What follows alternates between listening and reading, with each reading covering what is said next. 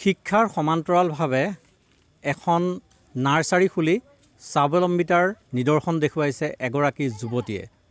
মই বৰ্তমান উপস্থিত আছোঁ দেৰগাঁও নাহৰণি মাজগাঁৱত। প্ৰাগ নিউজৰ দৰ্শকসকলে ইতিমধ্যে দেখিবলৈ পাইছে যে এখন সুন্দৰ নাৰ্চাৰী, যিখন নাৰ্চাৰীত বিভিন্ন ধৰণৰ ফল, ফুল আৰু বিভিন্ন প্ৰজাতিৰ উদ্ভিদ দেখিবলৈ পোৱা গৈছে। আৰু এই নাৰ্চাৰীখন এগৰাকী যুৱতীয়ে, যিগৰাকী যুৱতী মোৰ লগত উপস্থিত আছে, মই যুৱতীগৰাকীৰ পৰা কিছু জানিব বিচাৰিম। যিহেতু দেখিবলৈ পোৱা গৈছে যে এখন নাৰ্চাৰী তুমি যথেষ্ট খুলিছা, সমান্তৰালভাৱে তুমি শিক্ষাও গ্ৰহণ কৰি আছা। কেনেধৰণে তোমাৰ এই পৰিকল্পনাটো মনলৈ আহিল? হয়, আচলতে মই যেতিয়া এই পৰিকল্পনা মই ঘৰলৈ নিজৰ ঘৰৰ কাৰণে সৌন্দৰ্যৰ কাৰণে মই ফুলৰ পুলি টাবে সতি আনিছিলোঁ অলপ ধুনীয়া কৰিবৰ কাৰণে। আৰু আনোতে মোৰ অলপ সৰহ হৈছিলে, ওচৰ চুবুৰীয়া মানুহেও আনি লৈছিলে মোৰ পৰা। তেতিয়া মই প্ৰথমতে এনেই দিছিলোঁ, কিন্তু লাহে লাহে যেতিয়া মই টাবে সতি কিনি আনিছিলোঁ, মানুহে বিচাৰোঁতে মই বিক্ৰী কৰি দিছিলোঁ। বিক্ৰী কৰোঁতে মই লাহে লাহে ভাবিলোঁ যে মই যিহেতু ঘৰত বহি আছোঁ, লকডাউনৰ সময় চলি আছিলে, গতিকে মই এইটো ব্যৱসায় হিচাপত মই লৈ লওঁ। ব্যৱসায় হিচাপত ল'লে হয়তো মোৰ পঢ়াৰ যিটো খৰচ হয়, এই পঢ়া খৰচটো মই উলিয়াব পাৰিম, ঘৰৰ মানুহলৈও সকাহ পাব মোৰ পৰা। গতিকে মই এনেকৈ লাহে লাহে সৰহকৈ নাৰ্চাৰী হিচাপে এইটো বেৰি লৈ পেলাই ভালকৈ ডাঙৰকৈ আনিলোঁ, ঘৰতো পচালোঁ। ঘৰৰ মানুহেও যথেষ্টখিনি ছাপোৰ্ট কৰিলে, গোটেই মোৰ যিমানটো পৰিয়াল আছে সকলোৱে ছাপোৰ্ট কৰিলে, সকলোৱে মোৰ লগত সহায়ো কৰি দিলে, যাৰ বাবদ আজি ইমান ডাঙৰ মই কৰিবগৈ পাৰিলোঁ। আৰু হয়তো এতিয়া মই ইয়াতকৈ আৰু অলপ ডাঙৰ কৰিব বিচাৰিছোঁ, সৰহকৈ ঘৰতে পচাব বিচাৰিছোঁ, কিন্তু অলপ অৰ্থৰ অভাৱৰ কাৰণে মই ৰখি দিব লগা হৈছে। চৰকাৰেও যিহেতু কোনো ধৰণৰ মোক সুবিধাও কৰি দিয়া নাই এতিয়ালৈকে। এপ্লিকেশ্যন মই কৰিছিলোঁ, যথেষ্টখিনি কৰিলোঁ, কিন্তু কোনো ধৰণৰ কৰি নিদিলে মোক সহায়। গতিকে মই এতিয়া জনাব বিচাৰোঁ যে মই ইমানখিনি যেতিয়া কৰিব, মই যথেষ্টখিনি পুলি পচাই থোৱা আছে, পলিথিনৰ অভাৱৰ কাৰণে দিবও পৰা নাই। গতিকে এইখিনি কৰি দিবৰ কাৰণে মোক যাতে চৰকাৰে অলপমান সহায় কৰি দিয়ে, অলপ সকাহ পাম, ঘৰৰ মানুহেও সকাহ পাব। মোৰ পঢ়াৰ খৰচটো যিহেতু এতিয়া কলেজো খুলি দিলে, পঢ়াৰ খৰচটোও মোৰ ওলাব।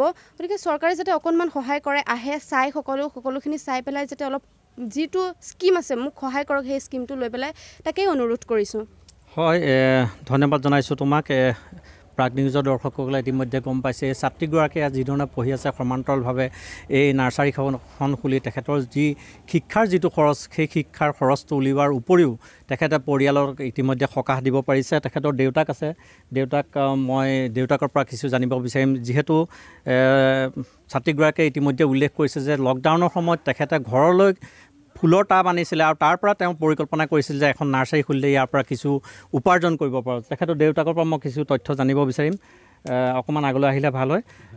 যিহেতু আপোনাৰ যিগৰাকী কন্যাগৰাকীয়ে ইতিমধ্যে প্ৰকাশ কৰিছে যে লকডাউনৰ সময়ত তেখেতে আৰম্ভ কৰি পেলাই আজি এই যিটো পৰিকল্পনা কৰিছে, আজি অংকুৰিত হৈ গৈছে, এখন নাৰ্চাৰীলৈ অংকুৰিত হৈছে।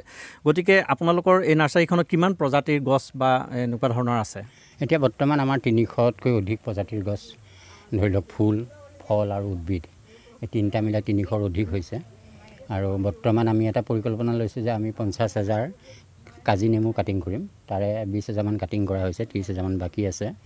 আৰু 50,000 তামোল পুলি কাটিং কৰিম, তাৰে 15,000মান কাটিং লগোৱা হৈছে আৰু বাকীখিনি লগাবলৈ আছে।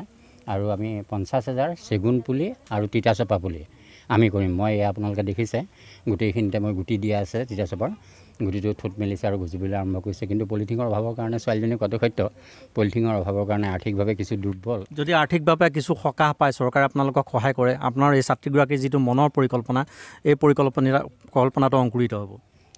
চৰকাৰে যদি সহায় কৰে, আৰু নিশ্চয় কৰিব, দৃঢ় বিশ্বাস আছে মোৰ। আমি বেলেগ অন্যায় কাম কৰা নাই। গতিকে আমি গোলাঘাট জিলাৰ ভিতৰতে এখন ডাঙৰ নাৰ্চাৰী কৰিম। হয়, আচলতে ইতিমধ্যে তেখেতৰ দেউতাকে এটা কথাই প্ৰকাশ কৰিছে যে গোলাঘাট জিলাৰ ভিতৰত এখন নাৰ্চাৰী, বৃহৎ নাৰ্চাৰী কৰাৰ তেখেতসকলে পৰিকল্পনা কৰিছে। আৰু এই পৰিকল্পনা আচলতে দেখা পোৱা গৈছে তেওঁলোকৰ প্ৰথম যি পৰিকল্পনা আছিলে, সামান্য ঘৰত কেইটামান টাব আনি পেলাই এখন বৃহত্তৰ নাৰ্চাৰী কৰিলে, সেই পৰিকল্পনাও যে এদিন সাৰ্থক নহ'ব, এই কথা নুই কৰিব নোৱাৰে। যিহেতু মনত যদি যিটো মনৰ আশা, সেই আশা কিন্তু আকাংক্ষা আজি অংকুৰিত হোৱাৰ পৰিলক্ষিত হৈছে।